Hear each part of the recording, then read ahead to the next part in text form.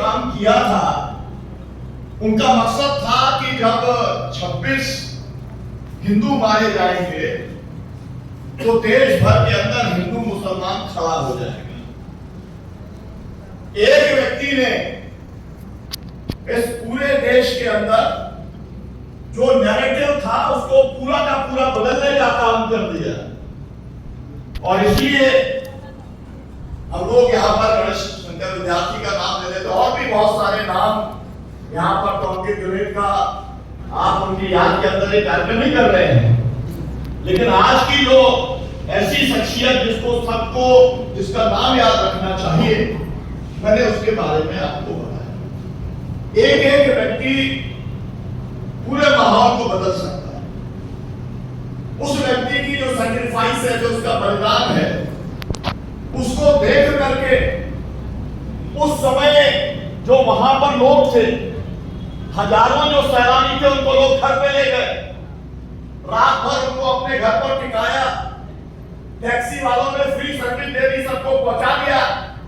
और अगले दिन पूरे जम्मू कश्मीर के अंदर सब लोग एक साथ खड़े हो गए। कोई जरूरत नहीं थी पूरा कश्मीर इस घटना के खिलाफ में खड़ा हो जाए, इसकी कोई जरूरत नहीं थी, लेकिन उन्होंने एक ऐसी मिसाल पेश कर दी कि जिन लोगों का षड्यंत्र था नफरत फैलाने का, घृणा फैलाने का, हिंसा फैलाने का, वो एक झटके के अंदर उन्होंने बर्बाद कर दिया।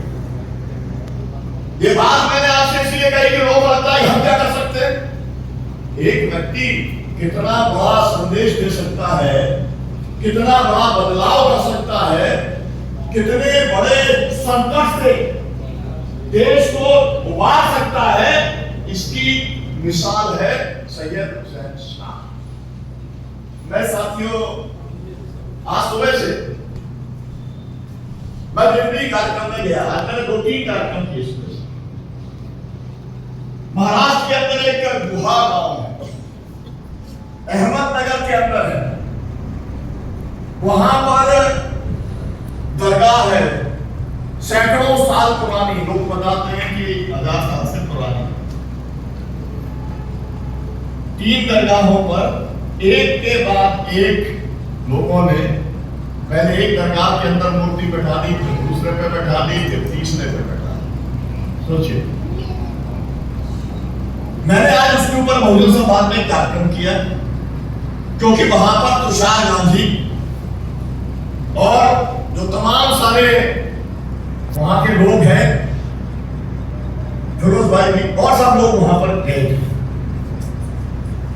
अब उस गांव के अंदर इकोनॉमिक ब्लॉकेट कर दिया, आर्थिक बहिष्कार। मतलब जो वहां पर लोग रहते हैं अकलियत के, उनको काम भी नहीं मिलेगा, खेती में भी काम नहीं मिलेगा, उनकी दुकान भी नहीं चलेगी, सब कुछ बंद। आज सुबह से हमारी ये वाली बात भी कार्यक्रम के अंदर कि इस माहौल को कैसे बदला जा सकता, इसका जवाब तो हो सकता है साहब सब जगह फोन दे दो, आ जाओ सब लोग, वहां गांव के अंदर स्थिति को 2 मिनट में बदला जाएगा। भाई उन्होंने भी तो जोर जबरदस्ती से ही बदल दिया ना, हम भी बदल देंगे, वो तरीका नहीं है। लोगों ने तय किया कि हम लोग यहाँ पर भाईचारे की एक ऐसी मिसाल पेश करेंगे कि वो गुहा मॉडल, गुहा गांव मॉडल बनाना चाहते हैं, नफरत का, घृणा का, और वो पूरे देश के अंदर मैसेज देना चाहते हैं कि पहले तो हम कर रहे थे, पहले तो हम ये कर रहे थे, हर मस्जिद के नीचे मंदिर तलाश रहे थे, अब हम हर दरगाह के नीचे भी तलाशेंगे, और नहीं मिलेगा तो अपनी तरफ से कर देंगे, और इकोनॉमिक बहिष्कार भी करेंगे। ये उनका मॉडल है। ये किसका मॉडल है? नागपुर का मॉडल है।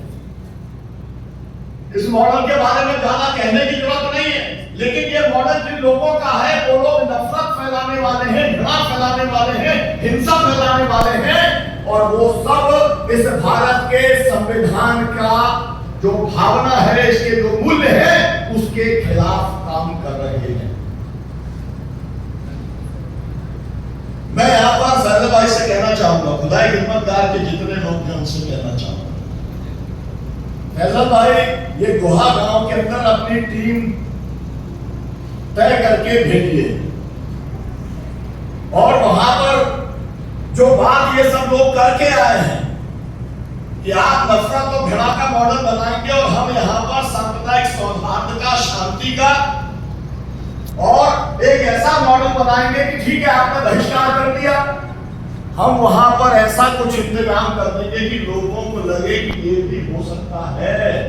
ये है तो 140 लोग, लेकिन इनके साथ में इस महाराष्ट्र के और इस देश के हजारों लोग खड़े हैं जो आपको आर्थिक बहिष्कार की तंगी नहीं झेलने देंगे। मुझे लगता है कि हमें इस तरीके का जवाब देना पड़ेगा, तब जाकर के ये जो पूरा प्रयास है इसे रोका जाएगा।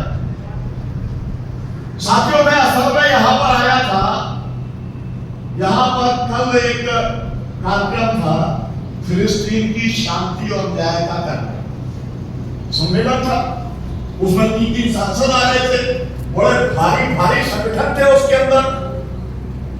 लेकिन जब मैं यहां पर आ गया, मैं भी उसमें एक वक्ता था 3 सांसदों के साथ में, क्योंकि मैं ये भारत फिलिस्तीन में सॉलिडरिटी फोरम का अध्यक्ष हूं, उसके नाते मुझे बुलाया था।